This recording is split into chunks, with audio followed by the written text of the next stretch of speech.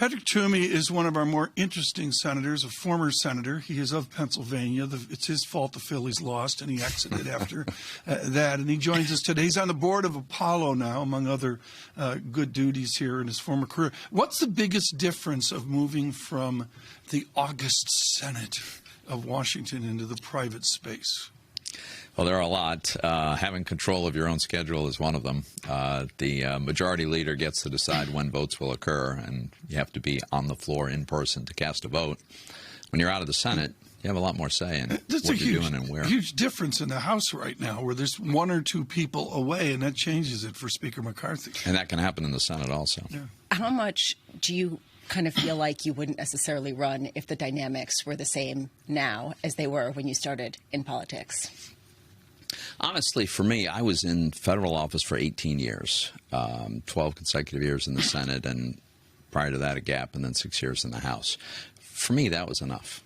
I was ready to move on. I have no regrets. I mean, I really enjoyed and appreciated the chance to pursue the policies that I believed in, but I don't like the idea of being there forever for anybody, myself included. So I was ready to move on. You're cut from a different cloth. I mean, there's Morgan Grenfell, and then you ran Rookie's Restaurant, Lehigh Valley, and all that. But what you're really acclaimed for is standing up to the former president and saying the behavior's not appropriate. We have seen an absolutely historic moment for the nation that will continue in the coming weeks and months. What is the best practice right now of centrist Republicans as they address this indictment in Miami? Well, so I'm a conservative Republican, and my conservatism sort of requires me to call out the completely unacceptable and egregious behavior of the former president as it manifests itself periodically. Look, I think Republicans should call it for what it is. This is a completely unforced, unnecessary, outrageous abuse of the responsibility that the American people gave this president. He knew those documents didn't belong to him, but it wasn't just a sloppiness. It wasn't just a matter of, oh, okay, a few papers got mixed in with some of my mementos. It was lying about it. It was hiding it. It was suggesting to his lawyers that they make it disappear. It was discussing it in front of reporters, someone writing a book and recording this. And apparently, if we can believe the allegations, which I think they're there for a reason, it included very sensitive military secrets of the United States of America. So, as is often the case, Donald Trump is his own worst enemy. He makes a foolish mistake and then compounds it massively. And look, this is indefensible behavior. I went back and looked at a September effort by Philip Bump in the Washington Post working off Pew Research, and I was thunderstruck at the countable research of how small MAGA is. It's not that great a part of the American pie. How does the broader sense of Republicans and independents not defend themselves, but just react, adjust, and move forward if MAGA's really not all that big? Boy, their megaphone's large. Yeah, but the unfortunate reality in my mind is the president former president still does have a large level of support, and it's complicated, right? It's part of it is historical, part of it is a sense of the grievances that he fans. Part of it is the perception that he's being unfairly treated, and so even if he did something wrong, it's not a fair treatment. So it's complicated. Here's my theory: is the cumulative weight of all of the drama, all of the unnecessary misery, all of the lawsuits, the allegations, all of this is going to cause increasing numbers of Republicans, even if they've been sympathetic to Donald Trump, to say, okay, maybe he did a good job as president. We got to move on. One of the rare things about you is that you can really dovetail from Washington to Wall Street, and that's sort of been your background, going back and forth.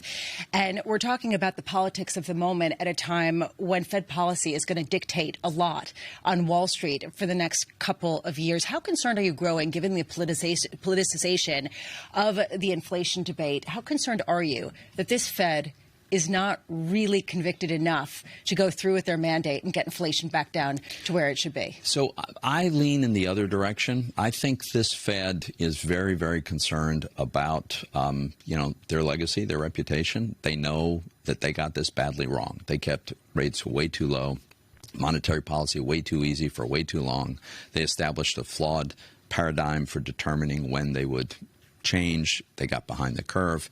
I think the risk is that they overdo it, and partly for the same reason that they went too far. In my conversations with Fed governors and senior staff, I was always surprised at how dismissive so many of them are about money supply, how dismissive they are about what Milton Friedman taught us, and how focused they are on things like inflation expectations rather than the 40% growth in M2 that they were responsible for in 18 months. So they might miss the collapse of the growth in M2, for instance, and misdiagnose what's going on, in my view. I think there's a great risk they go too far. Are you agreeing with Elizabeth Warren? I don't think so, because I think Elizabeth Warren was opposed to any kind of normalizing of interest rates, I think. Maybe a mischaracterization, but I think that's true. We now have positive real interest rates, I would argue, certainly if you're looking on a month-to-month basis. We have had money supply growth go to zero. We have the Fed shrinking its balance sheet. We have the Treasury's going to go out and absorb, $1 trillion worth of cash from the economy. So you put all that together and you look at how inflation has obviously rolled over.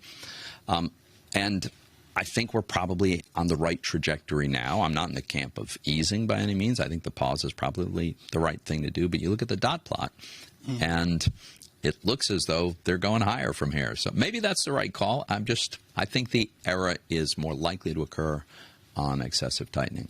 Bloomberg surveillance has a great affection for politicians who come from a different territory than just pure politics as well. I was talking to our Greg Giroux, and he looks at the mess which is known as the coming presidential campaign. Yeah.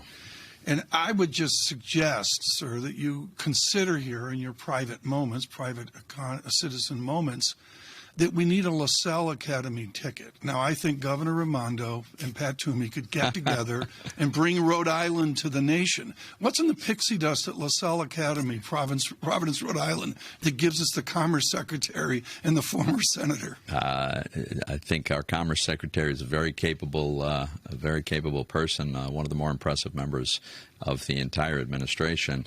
But our worldviews still differ considerably. And I had a great experience at LaSalle Academy. It's a great school.